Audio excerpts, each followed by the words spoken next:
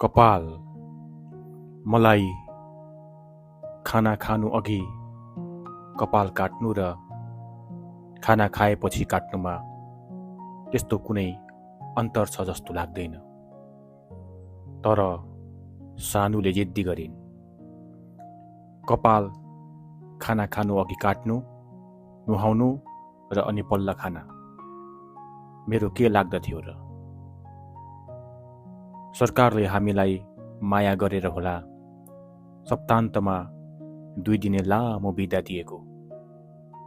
बिदाको पहिलो दिन न मलाई गहिरो निन्द्रामा पर्नु छ, न त उठेर कुनै लय समात्ने मन नै छ।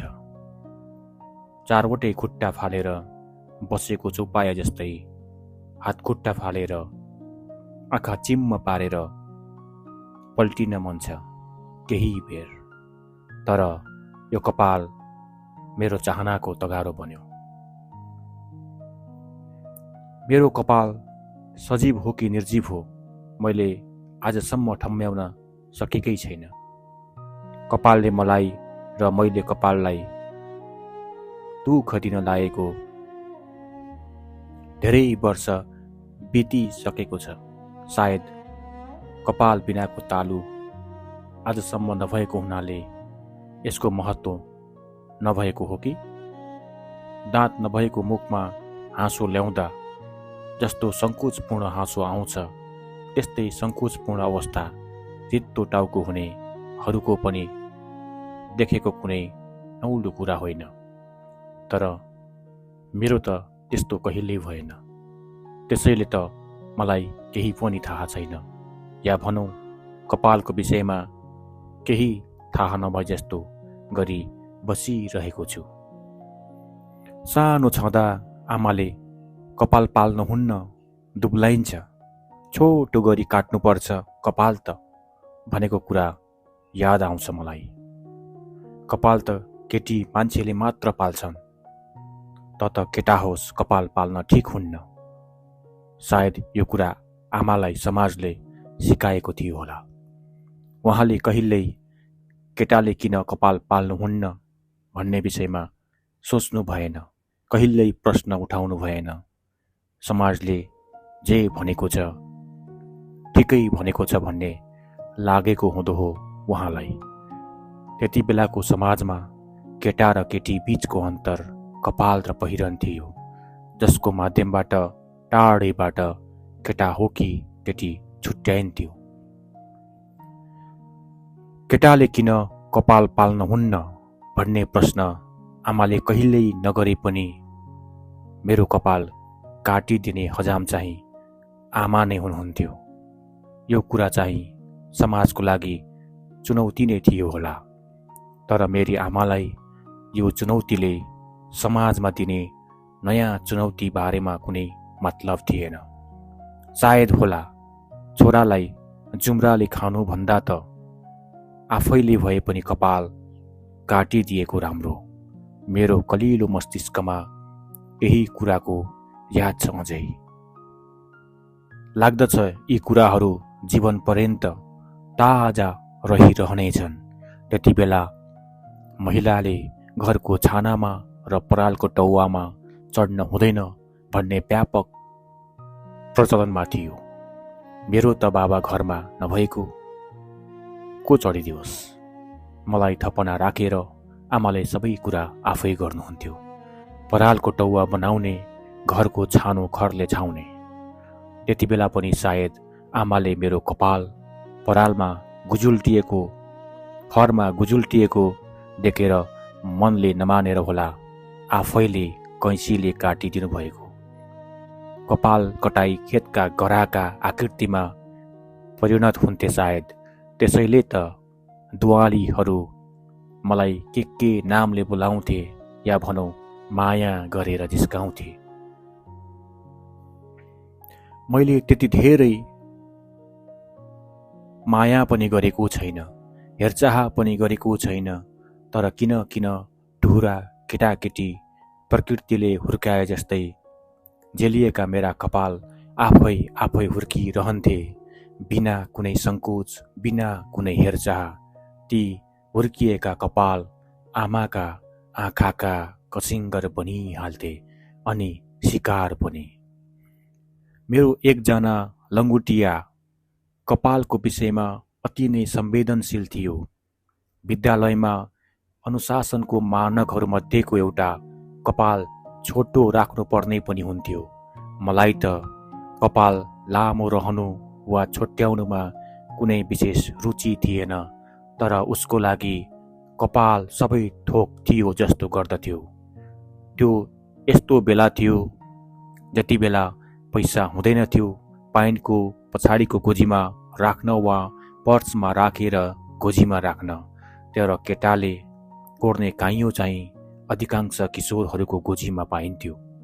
हो, उसले पनि पाइन्टको गोजीमा काइँयो राखेर हिँड्थ्यो र बेला बेलामा कपाल काइँयोले मिलाउँथ्यो।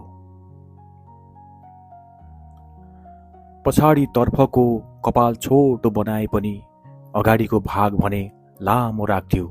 त्यो पनि कोरीवरी गरेर सिलिक्क बनाएको। देब्रे आँखा खुला, दाहिने आँखा कपालले ढाकेको। किन जाइ नलागोस् त?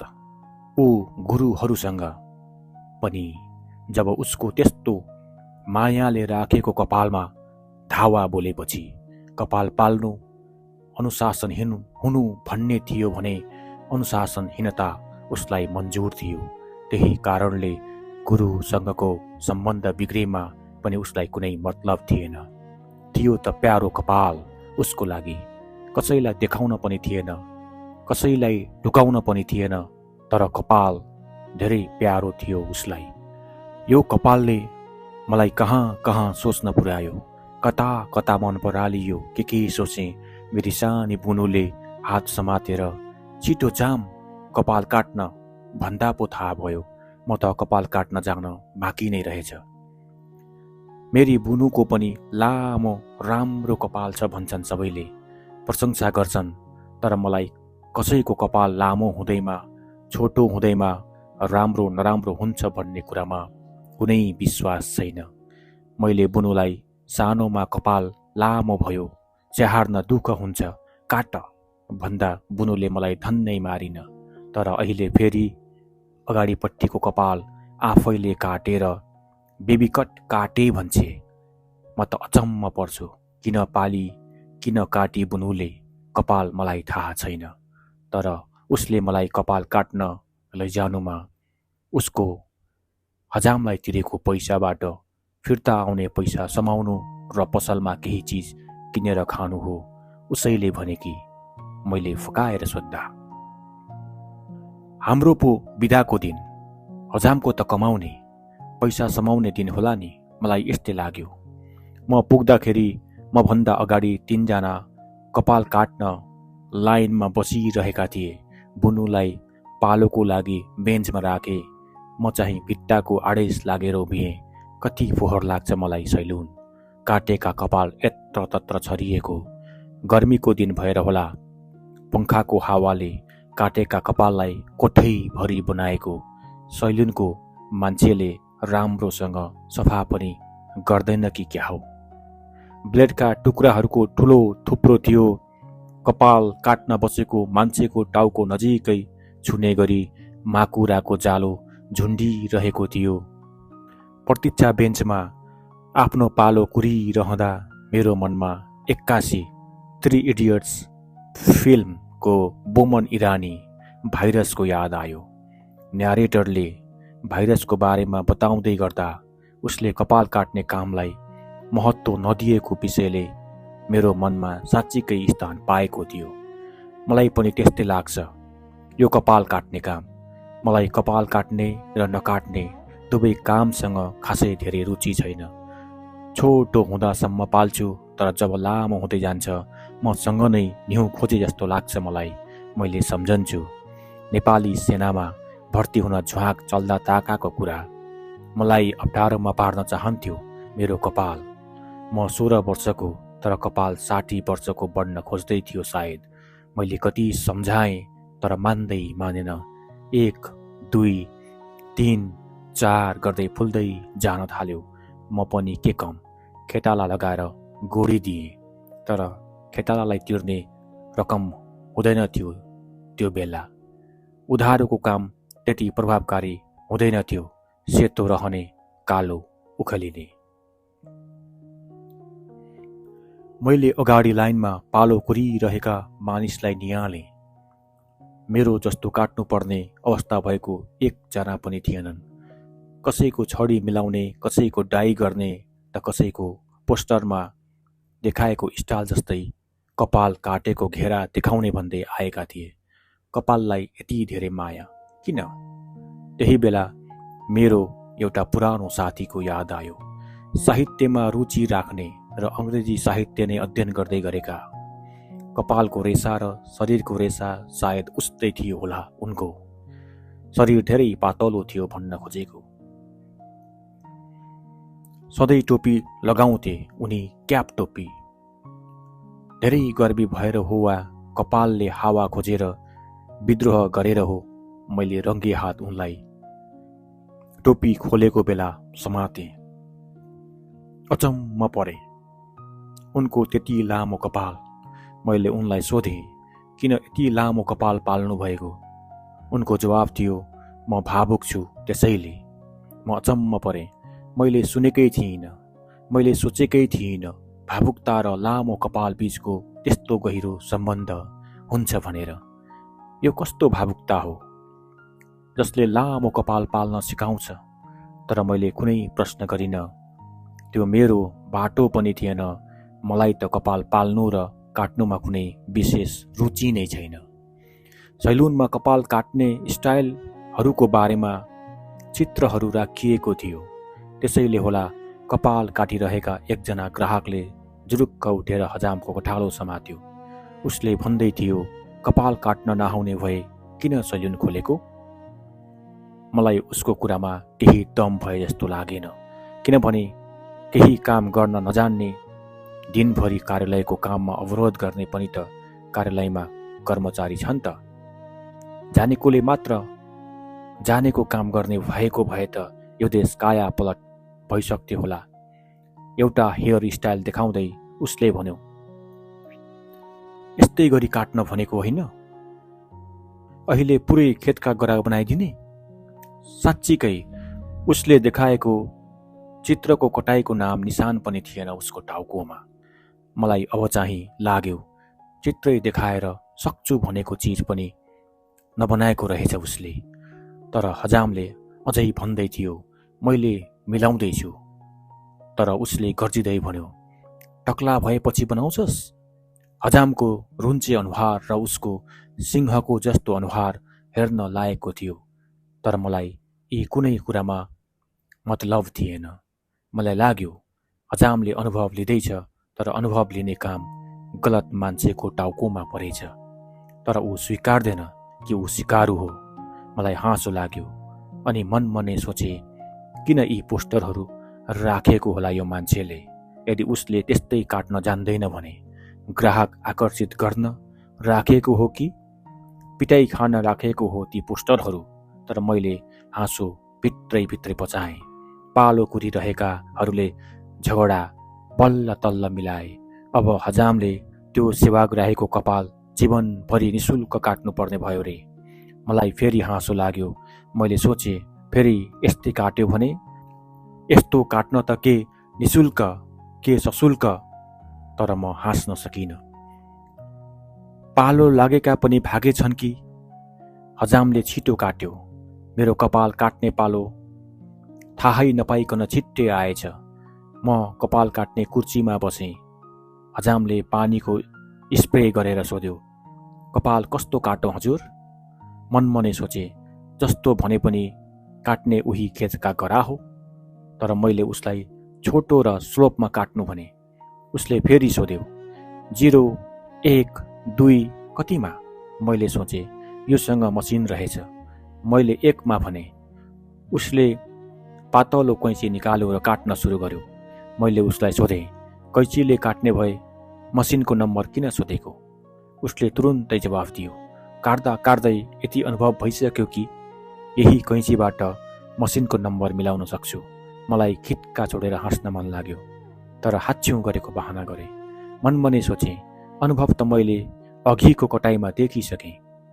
उसलाई हुन्छ हुन्छ काट्नु भने कटाइसकियो। तर मेरी बुनुको चित्त बुझेन। मेरो टाउकोमा खेतका गरा अलि ठुलै थिए क्यारे। मैले बुनुलाई भने, बुनु तिम्रो चित्त अहिले पसलमा केही चिज किनेर खान दिएर बुझाउँछु। बुनु खान पाउँछु भनेर टाउकोको खेतका गरा बिर्सी। मलाई त कपालको कुनै मतलब नै छैन। उसले काट्दै थियो। मैले उसलाई सङ्केत गरेँ। मेरो कपाल कटाइ सकियो। मलाई थाहा थियो उसलाई पुरै कपाल नसकिँदासम्म चित्त बुझ्दैन। सायद त्यही गरिरहेको थियो ऊ। मैले पैसा सोधेँ। उसले भन्यो, अरूलाई 120 रुपैयाँ हो, तर हजुरको लागि 100 रुपैयाँ हो सर। मनमने सोचे, खेतका गरा बनाएकोमा डिस्काउन्ट? तर मैले उसलाई भने, तपाईँको मेहनतको पुरै पैसा लिनुहोस्। उसले पान खाएको रातो मुख देखाउँदै मुसुक्क हाँस्यो। मलाई लागेको थियो त्यस्तो सङ्घर्षले कमाएको पैसा बचाएर राख्ला यो मान्छे। तर मेरो अनुमान विपरीत ऊ गुरुङ दाईको भट्टीबाट खुट्टा लडखडाउँदै निस्क्यो। म र सानो खाना खाएपछि टहलिन हिँडेका थियौँ। अरूका टाउको खेतका गरा बनाउने, तर उसको कपाल भने काँसको घारी जस्तो थियो।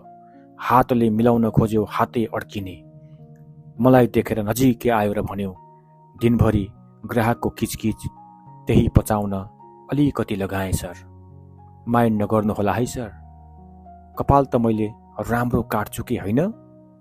बत्तीको उज्यालोमा सानुले मेरो टाउको हेर्दै खिट्का छोडेर हाँसिन्। मलाई लाग्यो बिचारा हजाम। यही देशमा बस्छु, केही काम गर्छु भनेर लागेको छ, तर उपयुक्त तालिमको अभावमा कपाल बिगार्छ, ग्राहक बिगार्छ र प्रत्येक दिनको दिनचर्या बिगार्छ। यसले मन बिगार्न बेर छैन, विदेश भासिन बेर छैन। धन्यवाद। आजको कपाल शीर्षकको कथा यहीँ सकिएको जानकारी गराउन चाहन्छु। यो कथा सुनिसकेपछि यहाँहरूको मनमा लागेका कुराहरू कमेन्टको रूपमा उपलब्ध गराउनुहुनेछ भन्ने अपेक्षा समेत लिएको छु र आजलाई स्टोरीबाजको यो श्रृङ्खलाबाट यहाँहरू माझबाट छुट्टिने अनुमति समेत चाहन्छु। धन्यवाद। नमस्कार।